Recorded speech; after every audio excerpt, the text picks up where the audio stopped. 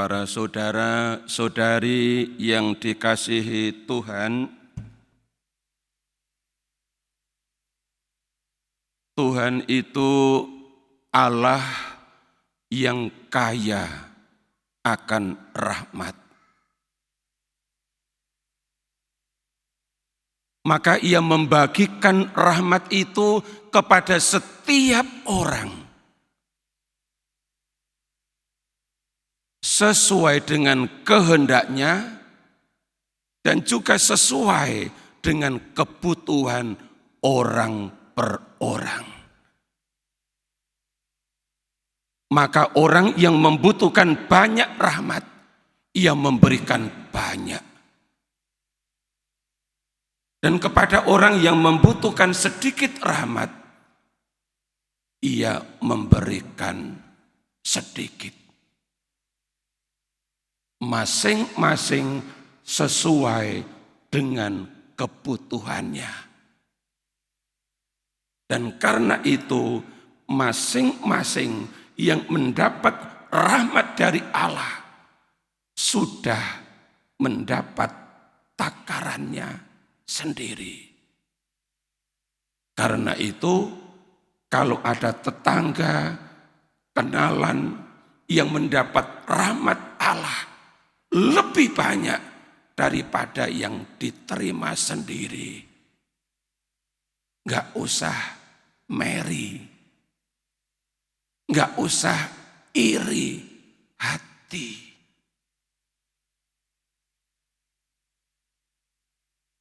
Juga kalau Allah memberikan kepada kita banyak dan kepada yang lain tidak. Tidak usah sombong. Sebab diberi sedikit atau diberi banyak, sebenarnya takarannya sama. Itulah sebabnya Bapak Ibu, saudara-saudari yang dikasihi Tuhan, dalam Injil Lukas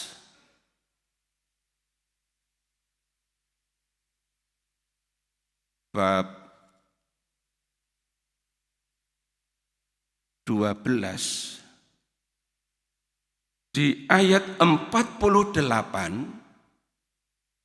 ditulis begini. Dan ini dikatakan dengan jelas, setiap orang yang kepadanya banyak diberi, daripadanya akan banyak dituntut. Dan kepada siapa yang banyak dipercayakan, daripadanya akan lebih banyak lagi dituntut. Jadi kalau ada orang yang diberi banyak oleh Tuhan Allah, gak usah iri. Sebab orang itu dituntut banyak. Dan kepada orang yang dipercaya banyak rahmat, juga dituntut lebih banyak lagi. Untuk bisa mengembangkan, membagikan rahmat yang dari Allah itu, yang sejatinya bukan untuk diri sendiri. Rahmat-rahmat yang dari Allah diberikan supaya orang dimampukan untuk saling berbagi, untuk saling membangun, untuk saling menyempurnakan, sehingga tidak ada yang kekurangan dan tidak ada yang kelebihan. Semua mengalami apa yang disebut sejahtera. Bapak Ibu, saudara-saudari yang dikasihi Tuhan, dari bacaan Injil tadi, Matius bab 13 ayat 53 sampai dengan 58. Satu perikop pendek yang diberi judul Yesus ditolak di Nazaret. Mengapa orang-orang Nazaret itu menolak kehadiran Yesus di sana? Padahal dikatakan tadi bahwa mereka takjub mendengarkan pengajaran Yesus. Mereka bertanya, dari mana diperolehnya hikmat itu? Dalam teks yang kitab suci masih ada kata-kata dan kuasa untuk mengadakan mukjizat-mukjizat itu. Bukankah ia ini anak tukang kayu?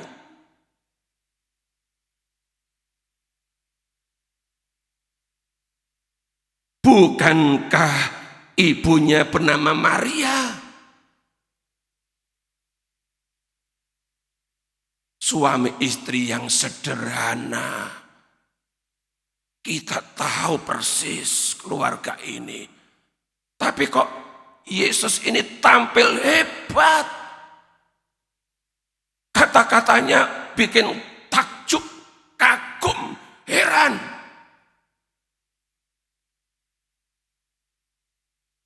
Dikatakan kemudian mereka menjadi kecewa.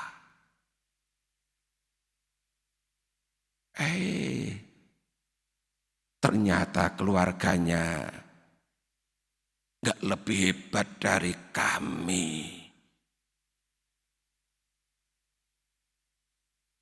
Di balik pertanyaan-pertanyaan itu sebenarnya mereka iri hati terhadap Yesus yang bisa tampil hebat, mengajar dengan penuh hikmat dan bisa mengerjakan banyak mukjizat.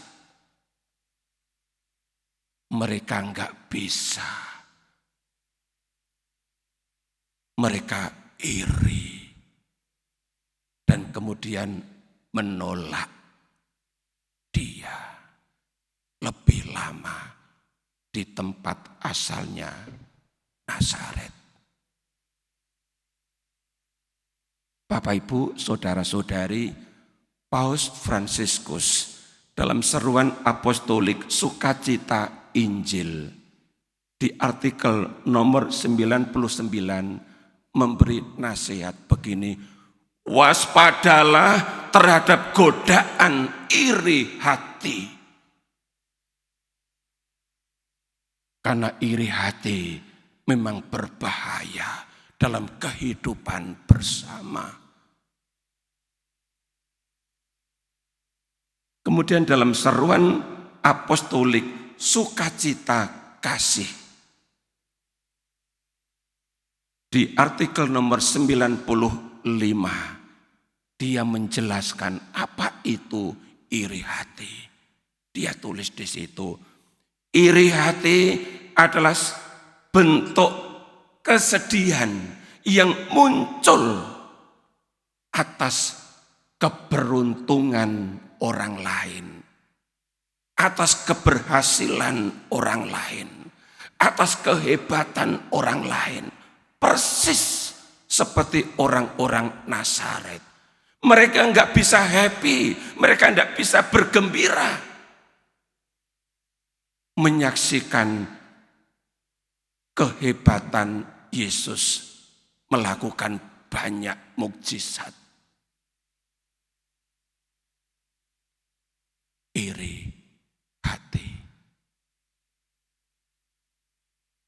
Maka dalam 1 Korintus 13 ayat 4 Rasul Paulus menulis, kasih itu tidak iri hati. Orang yang iri hati sejatinya tidak hidup dalam kasih. Maka dalam seruan apostolik itu, seruan apostolik Sukacita Kasih, ya, di nomor yang sama 95, Paus Fransiskus katakan, kasih sejati menghargai kebaikan orang lain. Kasih sejati menghargai kehebatan orang lain. Kasih sejati menghargai keberuntungan orang lain. Mengapresiasi. Maka orang yang memiliki kasih sejati bisa gembira melihat orang lain berhasil. Tetapi orang yang iri hati tidak akan gembira menyaksikan orang lain berhasil. Justru malah bersungut-sungut dengan nada sindiran. Seperti orang-orang Nasar, bukankah dia ini anak tukang kayu? Merendahkan atas orang yang punya kehebatan seperti Yesus. Bapak, Ibu, saudara-saudari, Rasul Paulus ingatkan yang saya kutip tadi. Kasih itu tidak iri hati. Mari kita membuka hati untuk terus diisi oleh kasih Yesus. Yang hatinya digenangi oleh kasih, oleh belas kasih. Kita perlu diisi oleh kasih Yesus. Supaya dalam hidup sehari-hari kita tidak menjadi iri hati manakala orang lain berhasil dalam hal apapun yang baik.